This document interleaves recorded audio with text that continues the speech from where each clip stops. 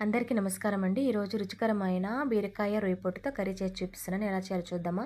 ముందుగా అందుకోసం నీట్‌గా కడిగేసుకున్న బీరకాయ ముక్కలన్నిటిని ఒక పాత్రలో ఏసేసుకొని, అలాగే నానబెట్టేసి హాట్ వాటర్‌లో బాగా నానబెట్టి 2, 3 సార్లు కడిగిన ఈ రొయ్య పొట్టుని అందులో వేసుకుందాం. ఇది చాలా నీట్‌గా కడగాలండి.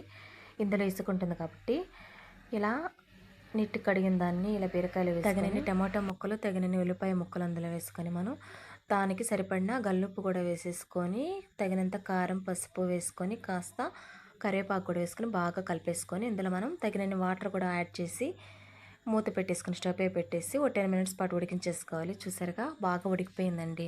ఉడికేటప్పుడు ఫ్లేవర్ చాలా బాగుంటుంది. తర్వాత మనం బాండలు పెట్టేసి అందులో ఆయిల్ వేసి పోపు సామాన్లన్నీ అందులో వేసి ఇలా సన్నగా తరిగిన ఉల్లిపాయ ముక్కలు కూడా అందులో వేసి కాస్త ఒక స్పూన్ వరకు అల్లం వెల్లుల్లి పేస్ట్ వేసి అది కాస్త ఫ్రై అయిన తర్వాత కాస్త కరివేపాకు వేసి ఇలా ఉడికించిన కర్రీని అందులో వేసి బాగా కలిపేసుకోవాలి. కాసేపు ఇలా ఈ కర్రీని బాగా మగ్గించుకొని ఇందులో వేయించిన ధనియాలు, వెల్లుల్లి వేసిన పౌడర్ని ఇందులో వేసి బాగా కలిపేసుకోవాలి.